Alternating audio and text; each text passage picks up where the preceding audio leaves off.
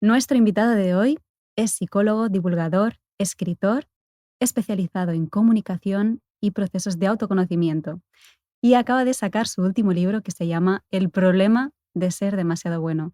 Y yo te prometo, Xavier, que en el momento en que vi la portada de ese libro, sabía que te quería entrevistar en Verdades ¿Y Incómodas. eso? ¿Cómo es eso? Porque me tocó profundamente. Creo que es un tema muy ¿Te tabú el que sacas a la sentiste luz. niña buena? ¿Te Y he sido sentiste...? niña buena toda mi vida. ¿Y lo eres todavía hoy? ¿Aún hoy? Yo creo que la estoy desmontando. Estoy aprendiendo a Ahí. acoger a mi niña mala. Eso. Bueno, tampoco hace falta irse al otro extremo, ¿no?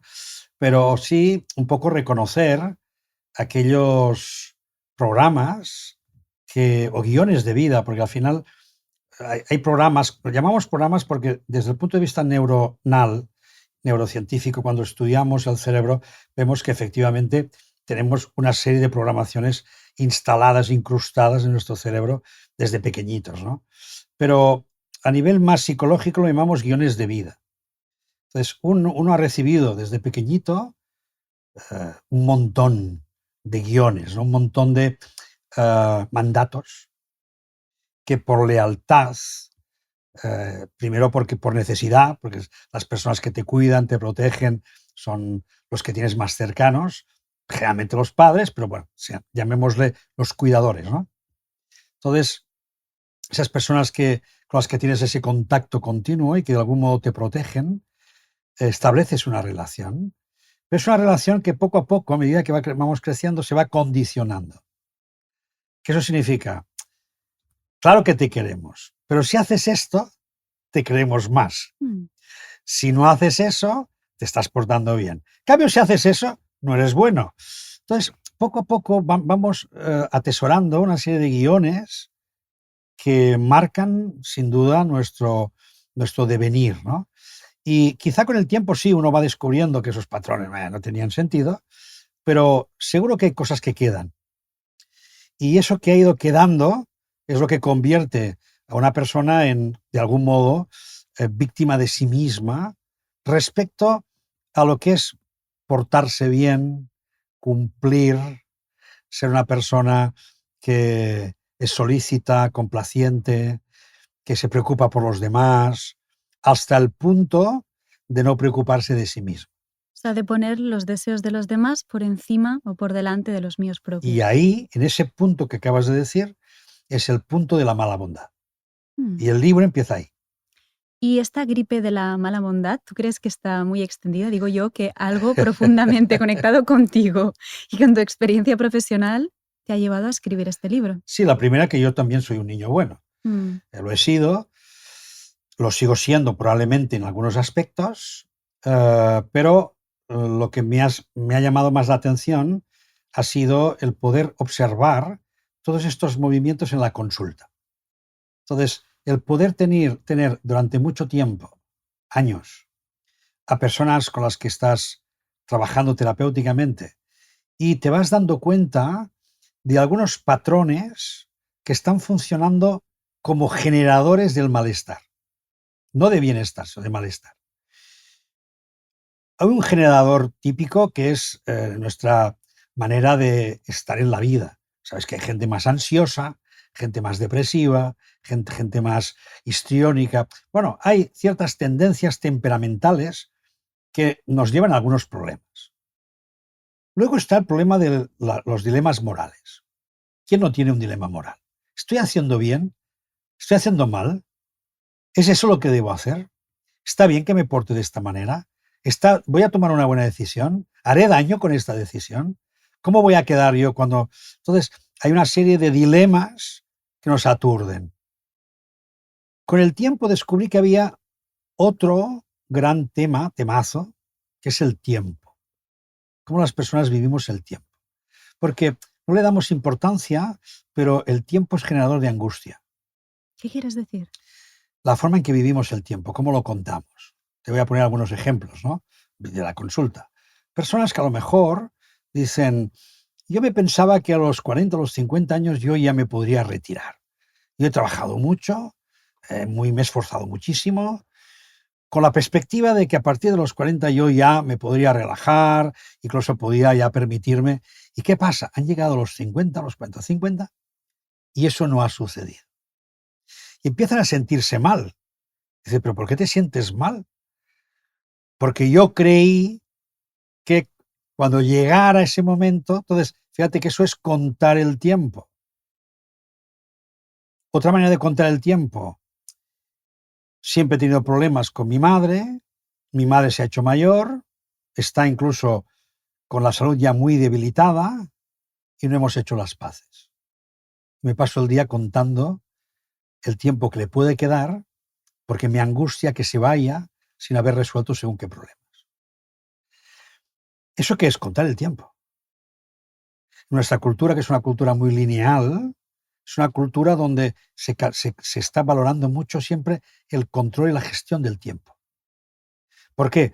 Porque la visión lineal, que es como un mito, el mito lineal, que es nacer y morir, nos viene a decir que tienes una vida y que en esta vida tienes que hacer todo lo que puedas. Entonces, como nacemos y un día morimos, por medio hay que hacer todo lo que puedas. Entonces, estás contando siempre el tiempo y estás contando además el tiempo que te queda de vida.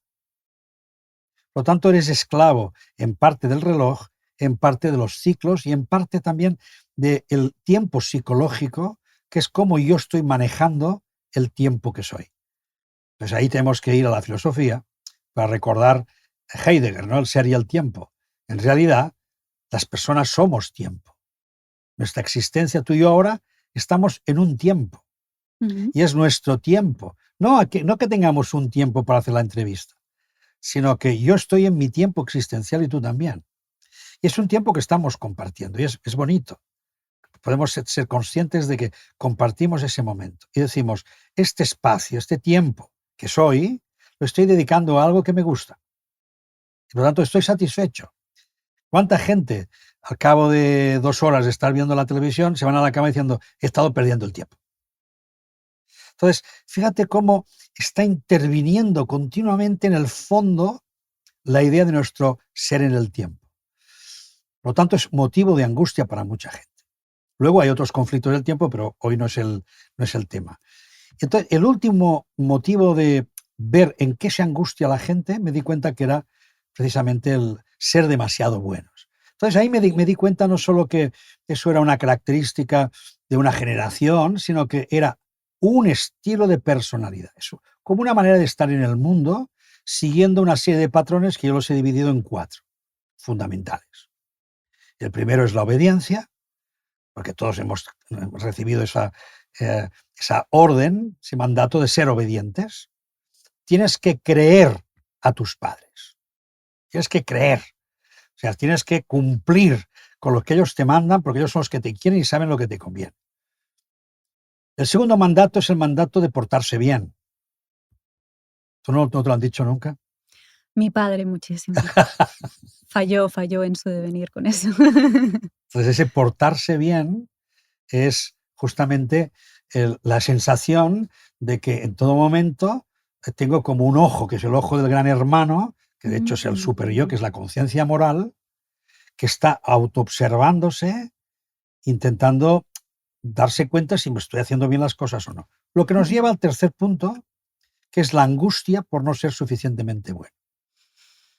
Entonces, ¿tú cuántas veces repasas hoy, cuántas veces vas a repasar nuestra conversación en tu mente? ¿Cuántas veces te vas a preguntar, ¿tenía que haber dicho, no tenía que haber dicho? ¿Por qué no he sido más esto? ¿Por qué no he sido más lo otro? No ahora, te puede pasar en cualquier momento. Es esa sensación de no ser lo suficiente, no acabar de hacer las cosas que se supone que uno que tiene que ser, no cumplir con el ideal que uno se supone que tiene que ser. Por lo tanto, es como el miedo a no cumplir el deber. Y si no cumplo el deber, me siento mal. Y claro, la persona se pasa el día evaluándose a sí misma respecto a lo que está haciendo o dejando de hacer, por si eso está bien o está mal. Y eso es generador de angustia. Y eso nos lleva al último punto, el cuarto, que es la ira reprimida. Y la ira reprimida, como te puedes imaginar, no sé tú cómo lo llevas, eso de guardarte las cosas, de no sacar la rabia, de no mostrarte muy agresiva, porque tenemos como la sensación de que eso no está bien. Entonces nos lo comemos. Y nos vamos tragando la ira hasta que un día no podemos más y sabes tú que normalmente petamos de forma desproporcionada el día menos que toca menos, el día más inoportuno, ese día petamos. Pero claro, como hemos petado, ¿no? Entonces, ¿qué ocurre? Que vemos los destrozos que hemos hecho, nos sentimos culpables. Y como me siento culpable, entonces lo que hago es volver a mí para volverme a machacar de culpa y volver a decirme, tienes que portarte bien porque no te portas bien. Entonces es un juego que no acaba nunca, a partir de estos 4 principios. Cuando estabas hablando pensaba que esta idea judeocristiana de tener que ganarse el cielo sigue muy presente de alguna forma, ¿no? Sí, Porque esta idea del tiempo que decías, ¿no? De esperar ese momento que será mejor, es como esa idea de que al terminar la vida vendrá el aquello, paraíso, el paraíso. el Y de paraíso. alguna forma también es esa idea de los padres, Y ¿no? sufrir ahora, que sufras, es como lo que toca para que te ganes el cielo. Y esto nos desconecta de vivir el momento presente y también de estar conectados con el instinto, una energía vital, creativa a la vez, ¿no? Que reprimimos, como tú dices. La reprimimos porque esa espontaneidad, Mireia, esa espontaneidad podía ser perjudicial. Si soy demasiado tal cual, si me permito ser muy espontáneo, fíjate que la gente que es muy espontánea, ellas mismas se adolecen de ser espontáneas. Ellas mismas. ¿Tú Ellas crees mismas. es más común en mujeres que en hombres esto? Puede ser, puede ser. Pero yo lo he escuchado muchas veces. Sé que soy así y no me gusta serlo, porque me doy cuenta que mi espontaneidad me genera muchos problemas. Pero a la vez no sé cómo resolverlo. Incluso consideran o acaban creyendo que son así, de serie. Por lo tanto, no se plantean un buscar recursos, hacer un pequeño proceso quizás de autoconocimiento o alguna terapia que le pueda ayudar simplemente a manejar y gestionar mejor su espontaneidad. Entonces, nuestros niños y niñas interiores tanto pueden aparecer para lo demasiado bueno como para lo que no es tan bueno, porque esa espontaneidad es instintiva. Pero claro, una persona que no gobierna su instinto también es un problema. Entonces, ahí es donde manejamos el continuo no saber qué es a quién tengo que obedecer. Entonces, ¿qué es lo más práctico? Obedecer al que manda, obedecer lo que toca, el sentido del deber, que eso no te va a equivocar nunca. Y eso siempre quedas bien. Por lo tanto, trabajar, como tú has intuido muy bien, trabajar el instinto, saberlo canalizar, encontrar su expresión, incluso su arte, ¿no? Cómo traducir en arte, en posibilidad creativa, aquello que es instintivo, ahí está nuestro trabajo. Esta es nuestra tarea. Pero en lugar de eso, lo vestimos de la pátina o del vestido del niño bueno, de la niña buena, y con eso vamos tirando. Estoy contando todas las ocasiones en que, claro, porque es lo que tú dices, ¿no? Cuando de repente sale esa parte de instinto o la cabeza te dice, tendrías que tener más paciencia con esta situación o tendrías que ir a hacer esto que no te apetece, pero hay una parte de ti que dices que no lo quiero hacer. Hay una frase de, no sé si conoces a Nedra Glover Tawwab, No, no. es una escritora americana, su libro se llama Set Boundaries, Find Peace, pon límites, encuentra la paz. Qué bien, qué bien. Y hay una frase de su libro que dice, no existe la posibilidad de poner límites sin sentirte culpable. Y me encanta porque creo que esa culpa es como la patata caliente que tienes que sostener Claro, para realmente, y tienes que acostumbrarte a esa sensación claro. para devolverte este poder a ti mismo y sostener de puedo ser mala persona y no pasa Y nada. no pasa nada. Pero mala persona según la mirada de quién. Claro, Aquí claro. tendríamos que preguntar, ¿y quién es el que mira? Entonces, si soy yo mismo que me estoy autoevaluando, ahí es donde entra la locura de la persona demasiado buena, que se está evaluando siempre para ver si es suficientemente buena. Mira, has tocado un tema que es muy importante y además en el libro lo toco porque creo que es fundamental. El tema este de los límites.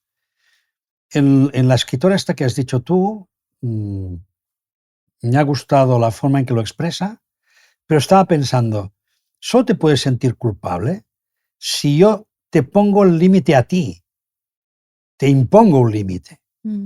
Si yo como Xavier te digo, Mireia, no hagas eso, Mireia, eso no. Pero es que poner límites no es eso. Los límites de este tipo se le ponen a los niños pequeños. No toques, no hagas, deja eso, el pórtate bien. deja la cuchara, no, sí, no. Y yo le pongo el límite al otro. Pero cuando somos adultos, yo no le pongo el límite a los demás, me lo pongo a mí. Por lo tanto, no me puedo sentir culpable si yo asumo mis propios límites. Ahora bien, ¿qué significa poner límites? Mira, vamos a tomar una metáfora.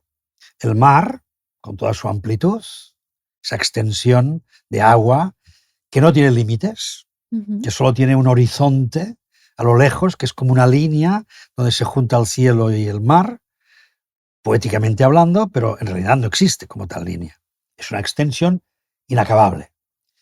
Entonces miras a la costa, y cuando miras a la costa te das cuenta que la costa está delimitada, tiene sus formas, sus límites.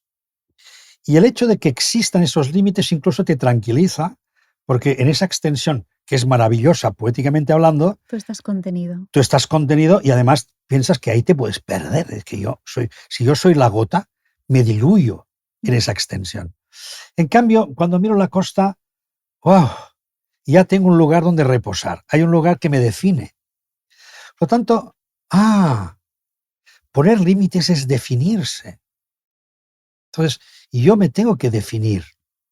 Y definirme simplemente es acordar en mí qué quiero y qué no quiero, qué me gusta, qué no me gusta. ¿Dónde está lo que alcanzo? ¿Dónde está lo que no alcanzo? ¿Dónde está lo que quiero? ¿Dónde está lo que no quiero? Entonces, cuando yo soy una persona que tiene claros sus límites, sus definiciones, los demás se encuentran con mis definiciones. Qué bonita manera de explicarlo. Entonces, ya no es yo te tengo que poner límites a ti, ni tú me tienes que estar reclamando, oye, venga, va, o me vas haciendo ambiguo. ¿Qué es lo que pasa? Bueno, te van pidiendo, te vas indefiniendo, hasta que llega un momento que ya no hay límite. Y el otro se ve capaz de entrar y salir por tu casa cuando quiere. Entonces, no, a mi casa no vas a entrar. Pero no porque ni me enfado, ni porque me ponga... No, simplemente es porque es que no quiero. Me siento en paz con Es esto. un deseo que tengo, ¿no? Yo contigo hasta aquí. Y está bien para mí. No está bien para ti, lo siento. Pero esa puerta no la vas a pasar. Pero eso lo tengo que tener muy claro.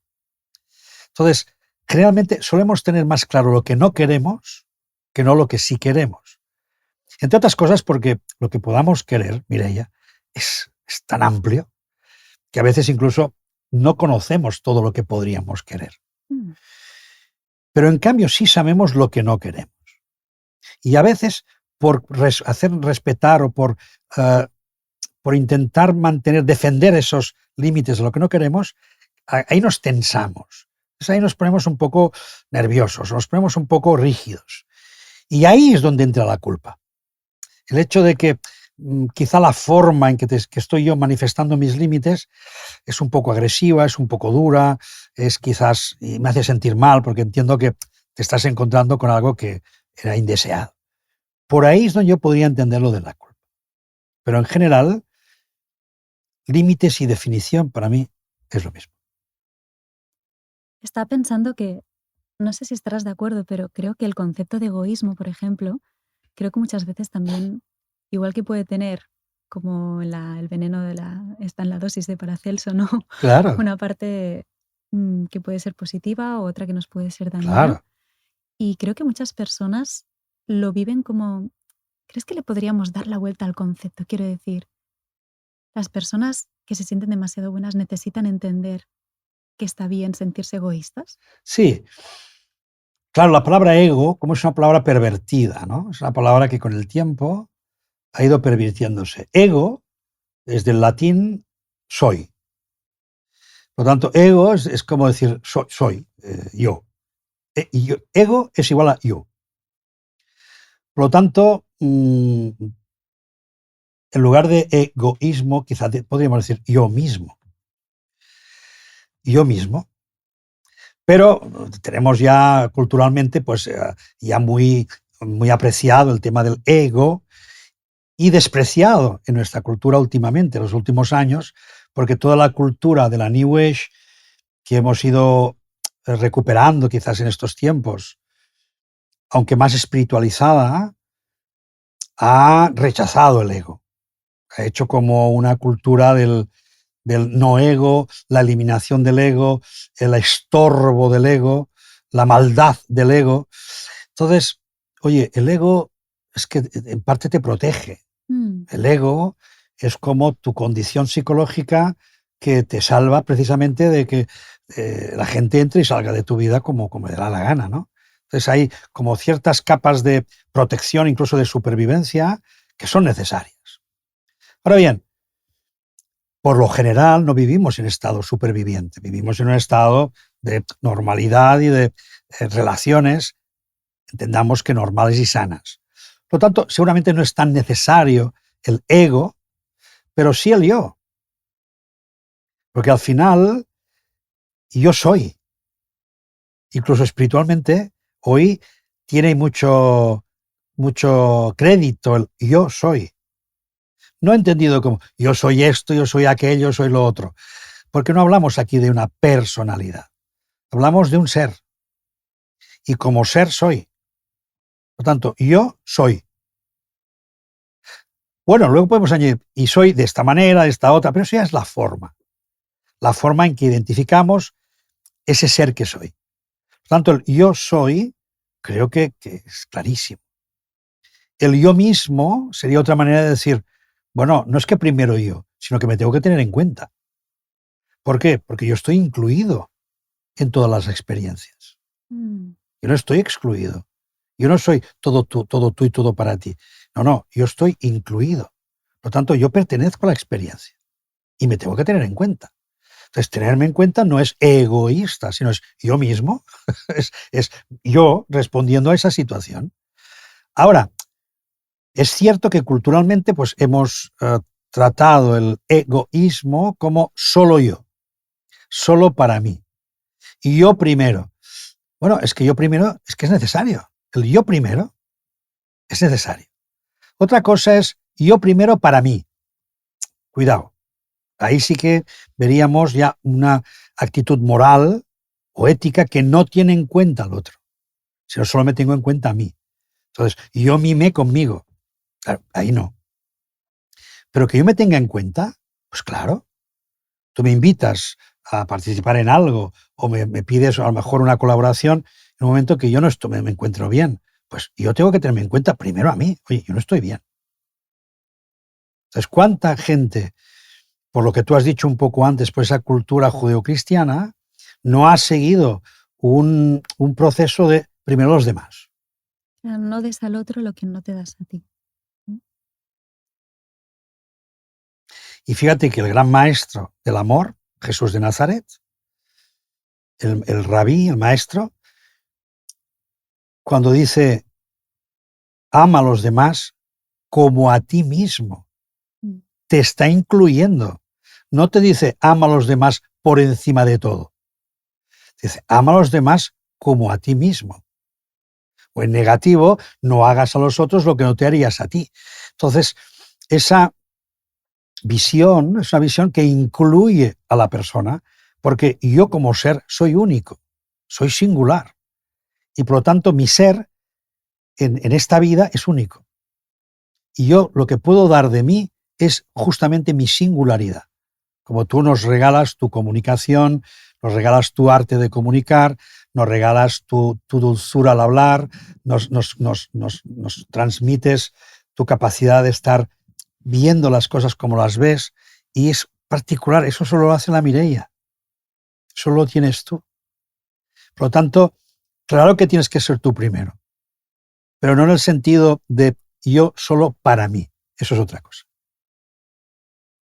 Estaba pensando que esta idea, ¿no? Yo hace años vi una película de Jesús de Nazaret y me di cuenta que aquello que había rechazado durante tanto tiempo, que eran mandatos de la Iglesia, no están nada conectados con ese mensaje. Y pienso, ostras, en realidad es como una, voy a decir la palabra de ingeniería social,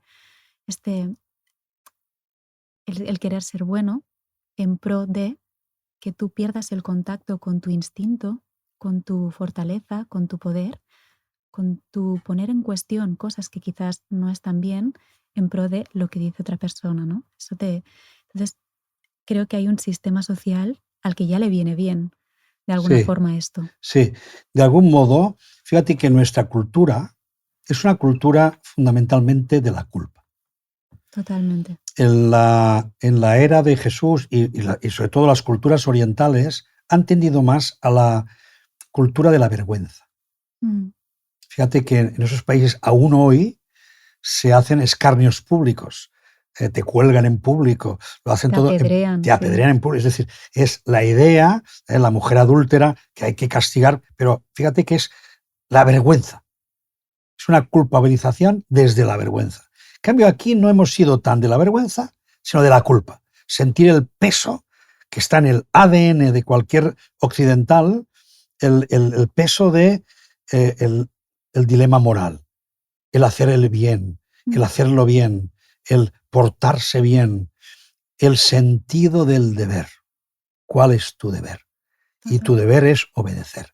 ¿Y a quién tienes que obedecer? A Dios Padre, a tus padres, a los jefes, Al Estado. al Estado, a los poderes, a los que saben. Entonces, de ahí nacen los famosos grandes paradigmas.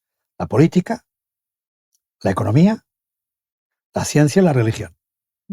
Entonces, estos 4 grandes poderes han sido los que han utilizado y siguen utilizando continuamente el miedo y la culpa como gestores para que tú mismo ya te retengas. Paradigma, por ejemplo, que tiene mucha gente, el paradigma de la ciencia, ¿no? Que es el no sé. Mucha gente porque cree que no sabe y ya no hace más. No busca más, no invierte más, no se va a hacer más. Es que no sé. Yo es que como no sé, entonces el no sé los para. No tengo. ¿Cuánta gente me he encontrado yo que quiere participar en cursos que nosotros hacemos, los retiros que hacemos? Es que no tengo. Digo, ¿pero tú quieres venir? Me encantaría. Pues venga, ánimo. Pero es que no tengo. No, pero que el no tengo no te frene. Tú pon la atención en el ánimo que tienes de quiero hacer este curso y no te preocupes porque aparecerá, encontrarás, te buscarás la vida para que eso pueda ocurrir. Incluso a lo mejor nos pedirás algún tipo de prestación o algún tipo de acuerdo para que lo puedas pagar de una manera o de otra. Es decir, si hay ganas, si la ingeniería que tú dices está a favor del deseo propio, ahí lo puedes conseguir. Pero nos frenamos. Es que no puedo, es que no tengo, es que no debo. Entonces, el no debo es el que está relacionado con el libro. Entonces, el sentido del deber es un sentido del deber, Mireia, muy desde fuera, muy de seguir el mandato externo, cuando en realidad a lo único que te debes y a la única persona que te debes es a ti mismo. Y tu deber es para ti. Escuchar tu interioridad, escuchar tu espíritu, escuchar esa intuición interior, que es la que de algún modo te va dando la pista de por dónde va tu vida. Y ese es el mayor sentido. Luego, además, añadimos el sentido, la perspectiva ética. No estás solo en el mundo. Y como no estás solo en el mundo, no solo tengo que tener en cuenta a mí, sino tengo que tener en cuenta al otro. Por lo tanto, igual como a mí me gusta, pues yo también para el otro quiero lo mismo. Y quiero el bien. Y entonces entramos en el sentido de la bondad. Y la bondad, en este sentido, como virtud, sigue siendo el gran tesoro que tenemos como humanos, pero la virtud, como cualquier otra virtud, se traduce en acto. La virtud es potencia. El acto de la bondad, ¿cuál es? El bien. ¿Y el bien qué es? Hacer el bien. ¿En qué parámetros? Entonces el bien consiste en darte cuenta, lo que estoy pensando, cómo me estoy tratando a mí misma o a mí mismo, cómo me estoy sintiendo, cómo estoy resolviendo esta situación, cómo estoy gestionando ahora esta relación, ¿me hace bien? ¿Le hace bien al otro? ¿Nos está haciendo bien a los dos? ¿Sirve para que nos sintamos con más bondad? Entonces, uno es plenamente consciente dentro de sí de si está bien o no. Pero no hablo de dilema moral, perspectiva moral, sino el darse cuenta interiormente de que lo que hace está bien o no está bien. pero no en un sentido, repito, de quedar bien, funcionar como todo el mundo espera que funciones. No, no. Es un sentido interior. Es un movimiento de tu corazón, también podemos llamar intuición, que te dice, por ahí no. Mm. Entonces, ahí es lo que hay que escuchar. Y eso es lo que tienes que obedecer, si es que tienes que obedecer alguna cosa. Claro, es que durante mucho tiempo hemos entendido que por una parte está el instinto y por otro el deber moral. Entonces, hemos aprendido a tener miedo a esa sensación de aquello que me produce deseo, aquello que yo quiero hacer. Entonces, entiendo que parte de la rehabilitación en estos casos tiene que ver con aprender a escucharme a mí, mis necesidades, mi cuerpo, Claro. aquello que yo siento realmente, ¿no? Que cuando es un sí, por supuesto, que yo lo siento en mi cuerpo, digo, esto sí, no tengo dudas, realmente. Y Ahí a está. veces tomamos decisiones, seguro que, bueno, a ti te ha pasado, a mí me pasa constantemente, o las personas que nos están escuchando, pero de repente cuando dices sí, se te aprieta una parte del cuerpo. Y es como, bueno, no sé yo, ¿eh? Exacto. No sé yo. Lo que pasa es que entonces hay que aprender a distinguir si eso es una programación, si es un miedo Sí, antiguo, también. o si realmente es lo que tú quieres. Entonces, fíjate que has hecho muy bien de marcarme los dos extremos. Es como si me hubieras puesto muy fácilmente, para que lo entendamos todos, los dos extremos. En un extremo, el instinto, por tanto, aquello que sale de mí de forma impulsiva, de forma en parte a veces superviviente, en modo a veces deseoso o a veces desde la necesidad. Por lo tanto, el instinto. Y en el otro extremo, la conciencia moral, que es el libro, el problema de ser demasiado bueno. Entonces, la conciencia moral, el portarse bien, el quedar bien, ahí están los dos extremos.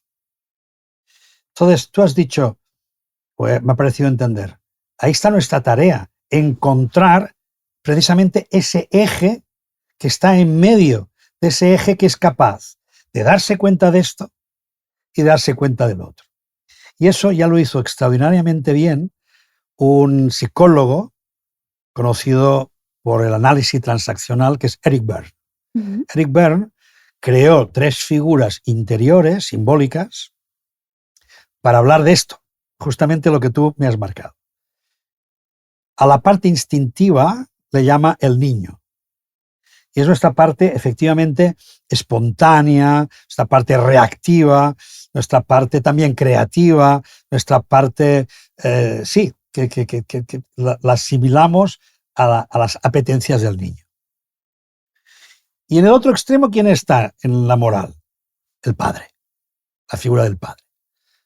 No, él no distinguía padre-madre, él decía padre. ¿Por qué? Porque representa de algún modo esa autoridad que podemos llamar también responsabilidad, tener en cuenta a los demás, las conveniencias, las responsabilidades, lo que toca. Pero Berne añadió, y para que esos dos no se estén peleando, para que no pasemos la vida o demasiado niños o demasiado papás, o todo el día peleándose entre el niño y el papá, que es cuando uno mismo se está machacando a uno mismo, porque has hecho esto, no tienes que haber dicho papá, pues que en aquel momento me ha salido, ay, entonces ese diálogo interior donde solo hay 2 protagonistas, el papá y el niño. ¿Quién falta aquí? El adulto. Entonces, el regulador. El regulador, el adulto, que de algún modo vendría a ser, para que nos entendamos, el proceso de maduración. Entonces, una persona lo que tiene que aprender a lo largo de la vida es a madurar, es a realizarse en todo su potencial, en lo que son sus habilidades, sus dones, sus capacidades, y también a realizarse como persona. Eso significa un crecimiento personal que viene apoyado sobre todo por un proceso de maduración y de individuación. Madurar en este sentido es ser capaz de ser eje entre lo instintivo y lo moral. Y por lo tanto, esa maduración o ese adulto es el que tiene que decidir sobre tu vida. Si deciden de fuera, la moral. Si decido desde lo instintivo, desde el modo niño superviviente, entonces estoy atrapado en mis impulsos. Por lo tanto, es necesario ese eje que llamamos adultez, el adulto. Y cuando el adulto decide, Y de hecho te das cuenta de que lo que nos lleva al proceso mayor de responsabilidad y de maduración es justamente el adulto. O dicho de otro modo, la capacidad de decidir.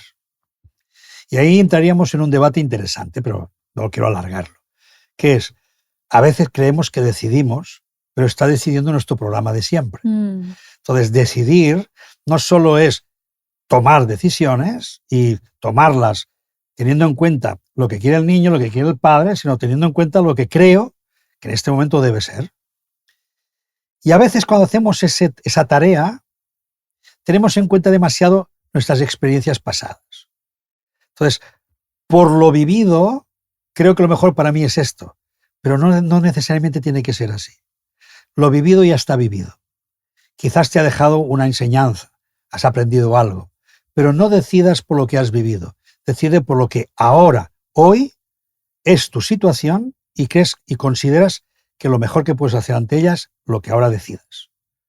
Por lo tanto, todo nos exige, Mireia, una cierta actualización de nuestros programas psicológicos. Y esa tarea es la tarea de cambiar, que no es volverse otra persona, sino es ir retocando, refinando aquellos aspectos de mi vida que me doy cuenta que han quedado anclados en el pasado y que tengo que actualizarlos y ponerlos al día. Y a partir de ahí, funcionar mejor como persona. Y funcionar mejor como persona es escuchar la brújula interior y girar alrededor de las decisiones que toma. Escuchando esa brújula, viendo lo que pasa ahí fuera, el adulto toma las decisiones por responsabilidad. Me encanta. Yo creo que, no sé si estarás de acuerdo, que el terreno de juego de aprendizaje mayor donde podemos ver todo esto es en las relaciones personales. Total. Y pensaba, Total. ¿sí, no? Total. Ahí nos la pegamos bastante porque Total. Hijos, parejas, jefes, amistades. Ahí está todo nuestro juego. Cuando las personas, pienso, que han tenido que ser demasiado buenas porque quizás se reconocía mucho esa parte cuando no se reconocían otras como la capacidad de independencia o de toma de decisiones o de la rabia y han reprimido más esta parte, cuando se encuentran en una relación, pienso, una relación de pareja, ¿cómo encontrar ese equilibrio entre el doy mucho, quiero ser muy bueno, quiero cuidar del otro, pero también distinguir hasta dónde está el límite y me protejo de situaciones que... Y esto también me lleva a la pregunta, que ya lo estoy enroscando más, pero... No, bien, sí. Que pienso, ¿hay una bondad que es genuina y otra que es impostada a raíz de una herida de infancia? Sí. De hecho, todo lo que he estado hablando respecto a la mala bondad tiene orígenes, como tú dices, en lealtades, aprendizajes, moldeamientos y también respuestas a heridas que han quedado ahí escondidas, porque al final el niño o la niña tiene que adaptarse a lo que sus padres están imponiendo, sus padres o la cultura, la sociedad en la que vive, la educación. Entonces, claro, hay toda una parte que uno desconoce de sí mismo, que ha quedado oculta, precisamente para encajar. Me han moldeado, me he dejado moldear, también hay quien no se ha dejado tanto, pero hay quien se ha dejado moldear, y por lo tanto he acabado siendo quien no soy. Pero el maestro Jung nos dijo en su momento, tarde o temprano, todo lo reprimido o bien será proyectado, entonces lo veré en los demás, y ahí la ley del espejo, o bien llegará un momento de tu vida donde empezarás a darte cuenta que aquello que has ido guardando pide su derecho a ser. Me encanta esta forma de decirlo. ¿Te ha gustado? Sí. Hasta a mí me ha gustado. Sí, es como... Tiene su derecho a ser. ¿Qué significa? Hombre, que ya me toca. Ya estoy cansado, ya estoy cansada de estar haciendo el papel, de estar respondiendo, de creer que la vida es eso. Entonces, mucha gente a los 40, 50 años te viene a la consulta y te dicen, mira, Xavi, yo lo tengo todo bien, tengo una familia fantástica, unos hijos preciosos, me han crecido muy bien, sanos, tengo una pareja que nos queremos a morir, todavía estamos enamorados, tengo un trabajo que, oye, me gano muy bien, tengo pasta, tengo una vida, pero Xavi, no soy feliz. Mm. A mí cuando me dicen eso, ya estoy intuyendo que ahí hay falta de sentido. Falta, ¿qué significa? Creyeron en su momento que lo que les haría feliz es todo lo que han estado haciendo. Y de algún modo les ha dado una cierta felicidad. Pero es temporal. Es una felicidad que se acaba en el mismo momento en que ya lo tienes. Entonces, cuando entra la crisis 40-50, ¿qué significa? Hay aspectos de ti que no se han desarrollado y que ahora, de algún modo, te has cansado ya de eso y lo que estaba ahí oculto está llamando a la puerta. Te está diciendo, yo quiero ser. ¿Y pueden ser como pasiones a nivel profesional por desarrollar o aspectos de mí mismo? ¿Qué exactamente podría ser? Todo lo que has dicho. Todo lo que has dicho. Una emoción como Lo que has dicho. ser más vulnerable o mostrar más mi rabia, por ejemplo. Todo. Es que pueden ser aspectos caracterológicos, pueden ser procesos, pueden ser formas de vida, pueden ser estructuras en las que uno está viviendo. Entonces, cuando la gente toma decisiones. Ahora, esa toma de decisiones, claro, hay que ir con cuidado. Porque en la toma de decisiones de este tipo ocurre que la gente se le va la pinza a veces. Claro. Por eso es necesario que cuando uno está en crisis se deje acompañar. Porque tiene que poder hablar, sacar de dentro, que sea escuchado y que de algún modo vaya situando lo que le está sucediendo. Porque si no, el empuje que tiene esa parte oculta te puede llevar a hacer locuras. Entonces todos sabemos, porque hemos escuchado 1000 veces, esa gente que de golpe y porrazo lo deja todo. Dejan todo y se van con una... Perdón la broma, pero es que es la broma que hace la gente. Se van con una jovencita o se van con un jovencito, de golpe porrazo, hacen un cambio de vida que dices, ¿pero qué está haciendo? Pues está permitiendo lo que no se había permitido. Claro, como lo ves de mayor, te parece que está haciendo una locura, Claro. que esto está muy mal, que esa persona no ha crecido, que se ha vuelto un niño, tal y cual. Sí, de algún modo, mucha gente vuelve a la niñez o vuelve a la adolescencia, quizás porque no tuvo una buena adolescencia. Le quedó como pendiente. Entonces, cuando llegan a los 50 años, ahora quieren ser como adolescentes. Por suerte son como charrampiones, que pasan, con un tiempo pasan, para que la persona pueda recuperar su capacidad de gestionarse a sí misma. Pero si se deja acompañar, nosotros, los psicólogos, le vamos a decir, bien, hay aspectos que han quedado retenidos, ocultos, no desarrollados. Y están ahí. Y ahora nos piden querer ser. Entonces, vamos a atenderlos, vamos a situarlos en tu realidad actual y vamos a ir poco a poco tomando decisiones y viendo cómo colocamos eso en tu realidad. Y ya veremos en qué aspectos pues, hay que acabar con algo que ya no, qué aspectos hay que empezar y qué aspectos es suficiente con solo introducirlos de nuevo en tu vida, es como integrarlo, ¿no?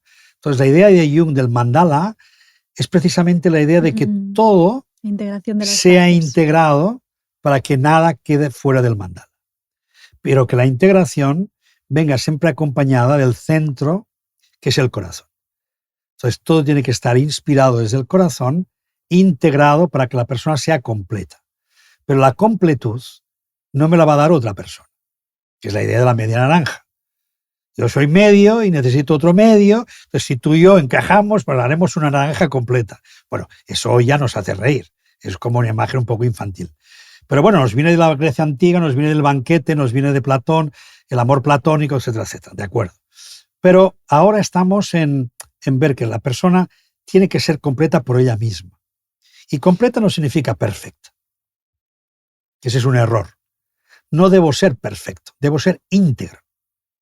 Íntegro significa todas mis partes tienen que estar integradas desde el centro del corazón. Otros le dirán el espíritu, el alma, es igual. Pero que estén integradas. Porque lo que no esté integrado, Mireia, se va a proyectar fuera. Entonces, cuando vamos a hacer esas locuras de irse con gente que no conviene o en el momento menos conveniente. Pero bueno, ¿cómo le vamos a decir a alguien que ahora necesita eso que está loca? Pues a lo mejor hay que decirle, vívelo. Vívelo porque quizás necesitas integrar esa parte.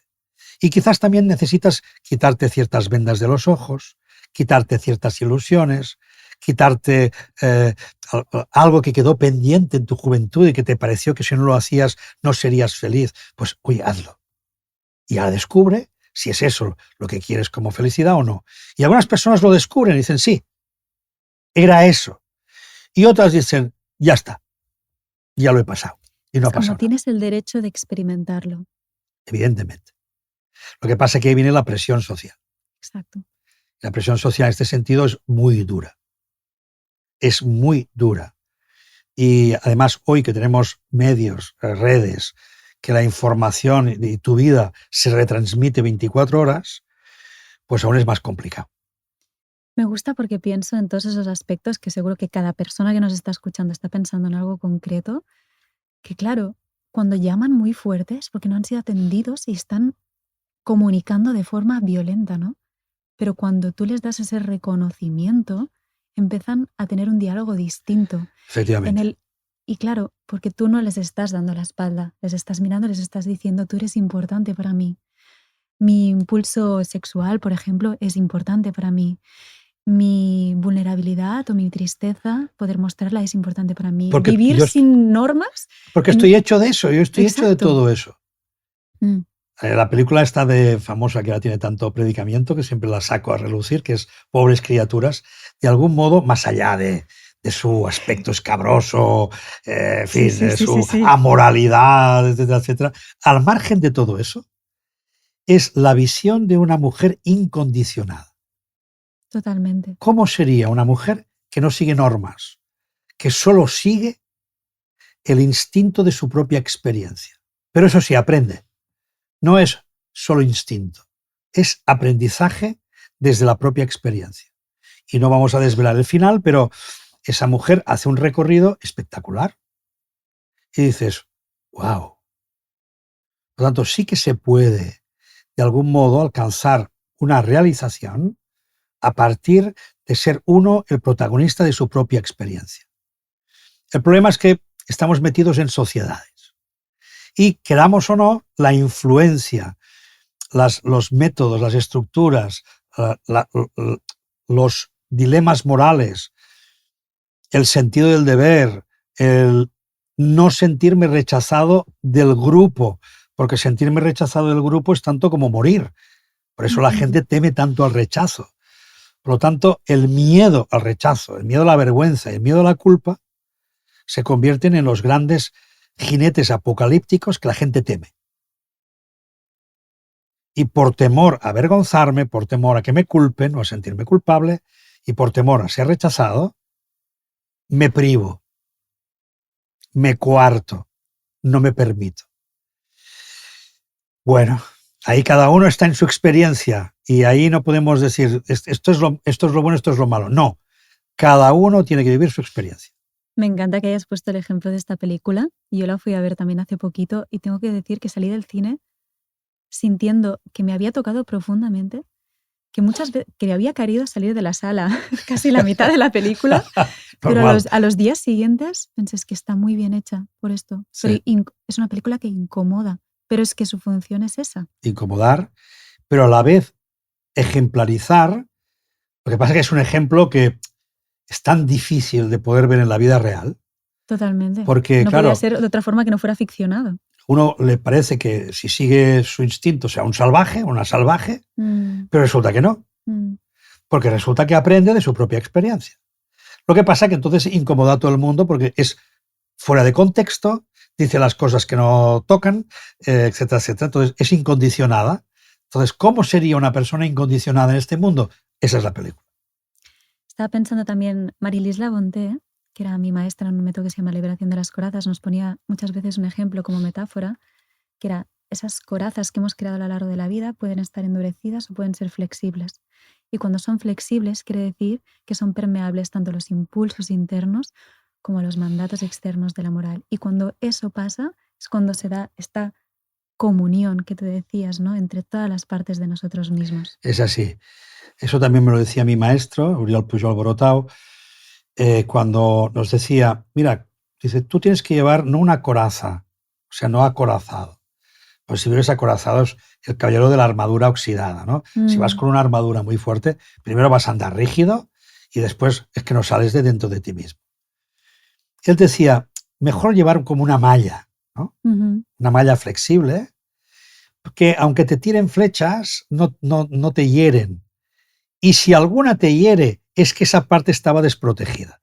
Por lo tanto, estoy de acuerdo que el trabajo del autoconocimiento nos lleva a un empoderamiento interior que sirve, entre otras cosas, para que también le pongas a cada cosa en su sitio.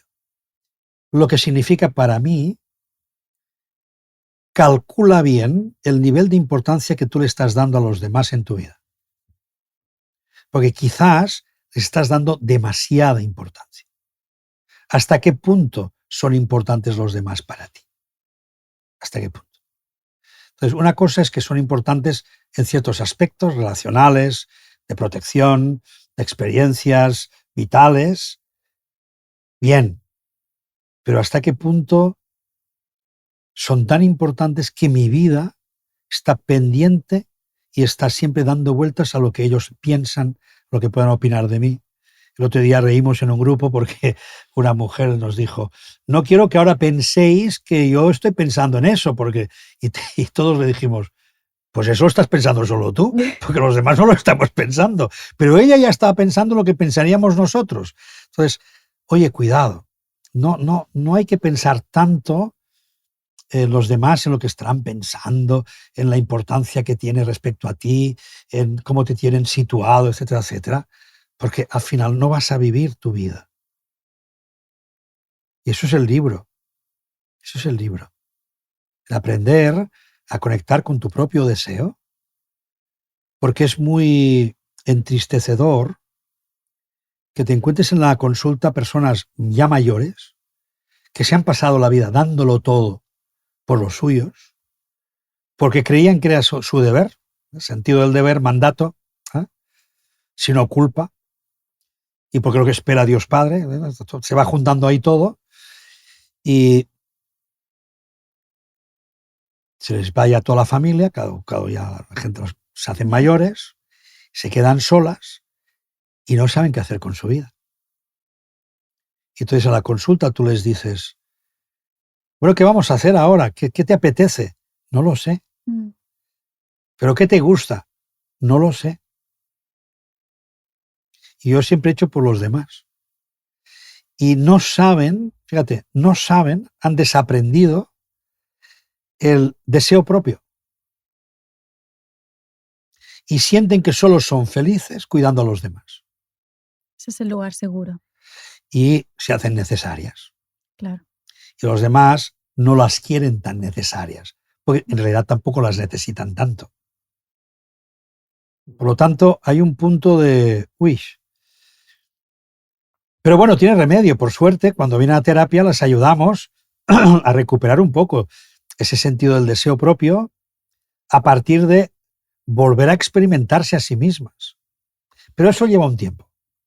Es como un proceso de ir descubriendo de nuevo qué les apetece, qué les gusta, qué es lo que ahora les sienta, qué es ahora lo que les llama la atención. Y eso es un proceso de ir descubriendo. Entonces, claro, la gente les dice, pero mujer, vaya a bailar, vaya a hacer no sé qué. Y claro, como no lo han vivido, no lo sienten.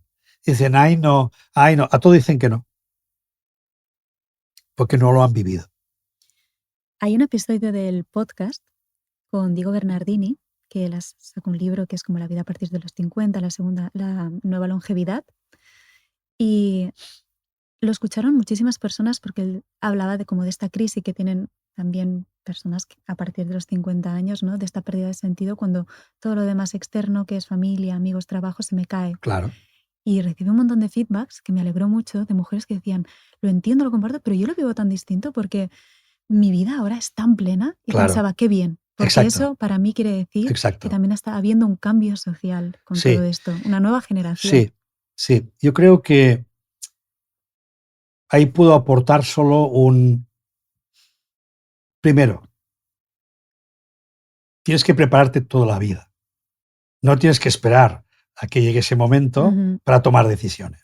Digamos que aunque estés en familia, aunque estés en grupo, aunque tengas que cuidar a los tuyos, no te olvides de ti del todo. Sigue haciendo cosas para ti.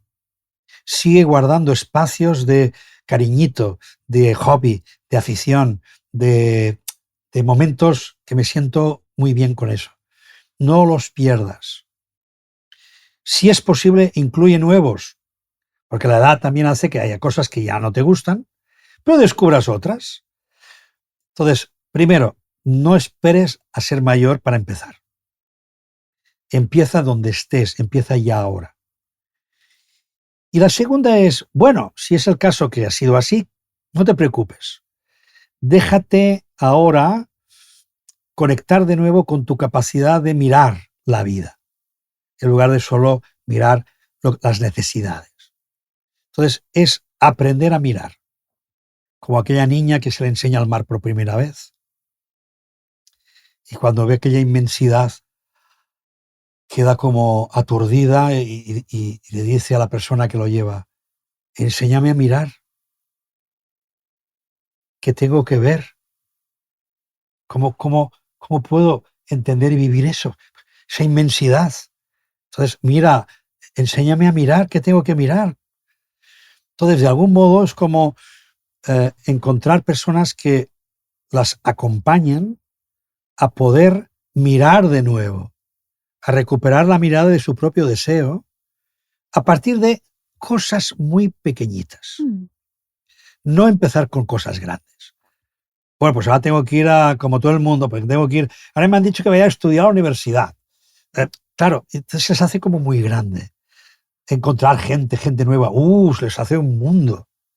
¿Por qué? Porque no saben cómo.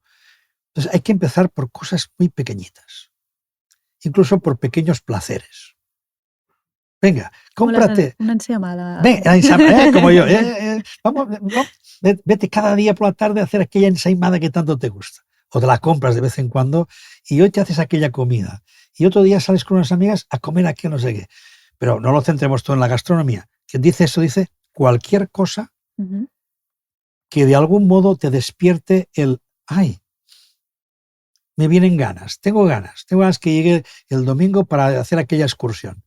Ay, pues sí, naturaleza, mira, he empezado a ir a la naturaleza y empieza por cosas pequeñas, paseos pequeños, cortitos, no hacer alpinismo. Entonces, poco a poco, la persona vuelve a recuperar lo que realmente es que somos puro deseo. Y cuando digo puro deseo, lo digo desde la pureza, no desde el desear esto o aquello o lo otro. No es apego a las cosas, es el motor de la vida, que es el deseo. Si tú estás aquí, yo estoy aquí, es porque lo deseamos. Por lo tanto, hay un motor que nos mueve, hay un motor que de algún modo nos va invitando a que exploremos, a que aprendamos, a que compartamos, que amemos. Entonces, eso está en nuestro ADN, está en nuestro deseo. Pero cuando lo hemos vivido de una determinada manera, nos cuesta aprender una nueva. Pero se puede. Se puede. Xavi, siempre es un tremendo placer escucharte de verdad. Nos conocimos a través de un amigo en común, Francesc Miralles, a Claro que quien le sí. agradezco que nos Y presentara. yo también, yo también. Y hay dos últimas preguntas que siempre hacemos a los invitados de este podcast. Perfecto. La primera es, que además me viene como que al dedillo Venga. con esta conversación. ¿Cuál es tu momento mala persona? Yo no sé si tengo comportamientos mala persona. Yo creo que tengo pensamientos mala persona. Es decir, el ser humano tiene la capacidad de ser muchos yos. En realidad podríamos ser muchas personas a la vez. Porque nuestra mente cuando imagina, lo está viviendo. Nuestra mente no entiende de fuera adentro. Me lo imagino y está sucediendo en mí. Por lo tanto, te diría que mis únicos momentos malos son más en aquello que yo pueda imaginar como pequeñas locuras de la vida. Por lo tanto, están más en el campo de mi imaginario, que acaba siendo vivido como una experiencia que luego no necesito llevarla a cabo porque ya la he vivido. Por lo tanto, no siento que mi vida esté siendo mala. Quizás, por ser más sincero, te diría, aún conservo algunos comportamientos que probablemente de mi educación patriarcal, pues siguen estando ahí, y aunque yo no los deseo, pero a veces me sigo un poco arropando, me sigo todavía ahí tomando como, pues ahora vas a ver, pues ahora vas a ver. Y sí que me sale un punto de rigidez y a veces me lo permito. Y ahí está un poco el malote. Pero bueno, no está más en mi imaginario que no en la realidad. Gracias por compartirlo. Yo digo que he hecho grandes atrocidades en este mundo a través de mi imaginación, pero Exacto. solo... Es que es así. Y que se lo agradezco porque me ha liberado muchísimo. Es que libera muchísimo. Me pasa que la gente incluso tiene miedo de pensarlo. Oye, Sí, ¿cómo se me ocurre pensar eso? Pero Dios mío, no, yo no quiero pensar eso. No, piénsalo. Permítetelo. Explóralo. De hecho, fíjate, toda la psicología analítica junguiana se basa en la imaginación creativa. Totalmente. Se basa en la capacidad de considerar todas las posibilidades que tu mente puede llegar hasta el final de lo que puede imaginarse y experimentarlo, a ver qué ocurre, porque ahí descubres cosas. Y luego hay otro campo que todavía no he encontrado ningún psicólogo que lo haya explorado. Y yo no sé si ya llego para tanto, pero te voy a decir una cosa, que quede entre tú y yo. Y entre todas las personas que nos están escuchando. Exacto, pero solo escúchame tú a mí. Las fantasías sexuales nos dan un conocimiento brutal de la persona. Estoy de acuerdo. Es decir, si fuéramos capaces de contar, no digo llevar a cabo, sino el uso de la fantasía nos da información sobre los procesos de la persona. Entonces, no nos importa la literalidad de la fantasía, que puede ser de lo más leve a lo más oscuro. Nos importa para qué usas eso. Porque lo estás usando para algo. Quizás para desahogarte, quizá porque estás siendo demasiado bueno, quizá porque necesitas hacerte fuerte cuando te sientes débil, pero tú lo estás usando.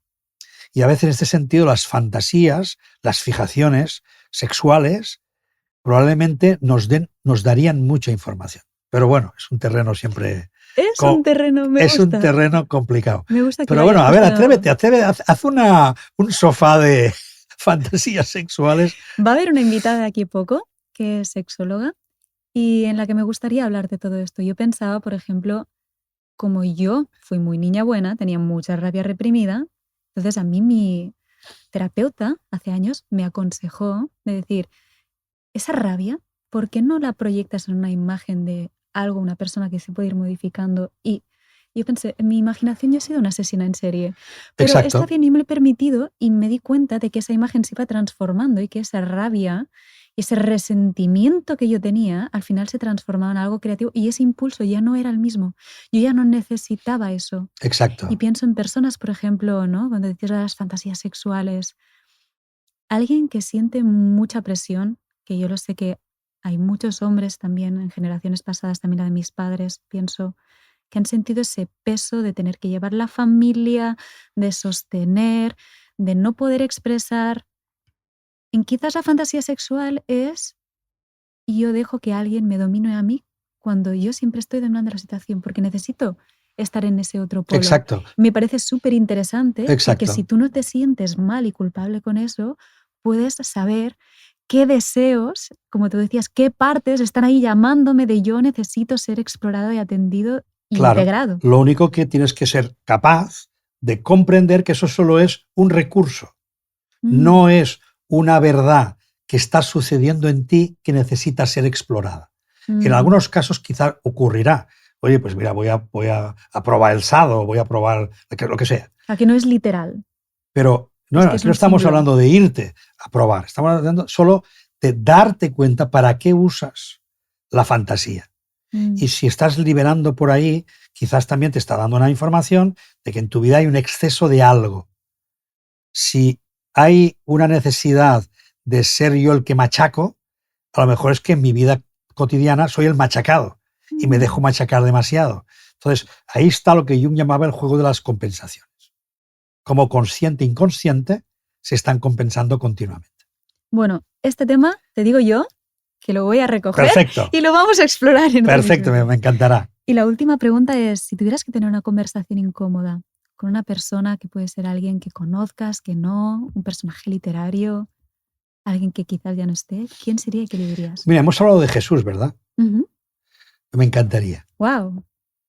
Yo me apunto al tanto, me vendría contigo. Me encantaría. Decirle, oye, ¿cómo lo viviste? Oye, ¿qué ocurrió? ¿Y dónde están tus sombras? Porque siempre te hemos pintado tan perfecto y te hemos pintado tan sobrehumano, ¿no? Y que tus tentaciones las resolviste en un desierto de forma casi fácil, ¿no? Cuando sabemos que, en fin, el ser humano está hecho también de sombras y de sus momentos y sus debilidades. Por lo tanto, ¿dónde está la imperfección del perfecto, ¿no? ¿O dónde está el aprendizaje? Y en fin, seguramente tendría tantas preguntas y alguna incómoda. Por ejemplo, esta, ¿no? O pasó algo con María Magdalena, no pasó, yo qué sé, que estamos imaginando por aquí, nos estamos montando películas, presuposiciones. Oye, ¿qué pasó? Yo tendría suficiente con decirle, ¿qué pasó? Y saber cómo vivió esa experiencia que realmente seguro que fue extraordinaria. Otra cosa es cómo nos lo han pintado. Claro, si a mí me pintan un ser tan sobrenatural, tan especial, tan único, me siento pequeño, me siento inalcanzable, me siento que no. Cuando yo creo que Jesús lo que predicó fundamentalmente es que todo está dentro de nosotros y que es por ahí donde hay que ir y que no tengamos ninguna duda, que nos entreguemos a ello. Por lo tanto, ese mensaje es el que me vale, el que yo me he quedado y el que creo que hoy está más que asumido, ¿no? O se está asumiendo. Pero como personaje sería muy interesante. Muchísimo. ¿Qué pasó? Muchas gracias, Xavier. Por último, decir a las personas que nos están escuchando que este 20 de abril, aquí en el estudio donde estamos ahora, en Hircoms de Son, Barcelona, vamos a hacer un podcast en abierto con mi socia y partner in crime, Ana Rossell, a la que estáis invitados e invitadas a venir si queréis. Muy bien. Y encontraréis las entradas pues tanto en el perfil de Ana, en Instagram, como en el mío. Y que será un espacio de co-creación, de conversaciones profundas, incómodas, divertidas. Habrá espacio para muchas cosas, también algunas sorpresas. Y nos encantará, si venís, pues compartirlo con vosotros y vosotras. Pues lo agradezco mucho, Mireia, sabes. Hemos tratado algunas cosas incómodas, seguro, y felicitarte como lo estás haciendo. Siempre me ha encantado y me encanta. Yo te adoro y en fin, no sé cómo llamarlo, el lograr esa paz con la que hablas, ese tono tan bonito, que yo que siempre he sido de, ¿sabes? Y muy mandón y muy yang. O yin, no sé si es yin o yang. Es yang, es yang. Es yang, ¿verdad? Lo decía bien, es muy yang. Entonces, tengo como envidia de esa capacidad de tonalizar. A mí me ocurrió una cosa que mis cuerdas vocales las estudié en un momento porque tuve algunos problemas, porque cantaba, hacía teatro y cosas de esas y necesitaba la voz, ¿no? Y descubrimos en el análisis que cuando yo subo los tonos, en los tonos altos, puedo mantener muy bien mi voz, pero en los tonos bajos la pierdo. Si ahora yo empiezo a hablar como hablas tú, o hablo en susurros, o no se me entiende. Entonces, me he acostumbrado a lanzar mucho la voz. Y eso a veces propicia la sensación de que soy como muy... Pero en realidad es porque estoy manteniendo el tono que permita que se me entienda bien. Y cuidar tu aparato fónico. Bueno, no me porto muy bien en eso. Tú me tendrás que dar lecciones porque me casco mucho las cervicales, pero bueno. Me gusta que lo hayas dicho porque creo que es una parte de espejo, igual que hablamos de los deseos. Para mí uno de ellos es, yo tiendo a bajar la voz, entonces este reflejo que tú me haces de proyección, de presencia, de contundencia, también me va muy bien y la admiración es mutua. Qué bien, estamos en paz. Muchas gracias y a las Gracias a ti. personas que nos estáis escuchando, como siempre decimos, Verdades Incómodas es un sitio, un lugar, donde sabemos que para crear relaciones sanas necesitamos tener conversaciones incómodas. Y nos vemos en el próximo episodio. Gracias. Gracias.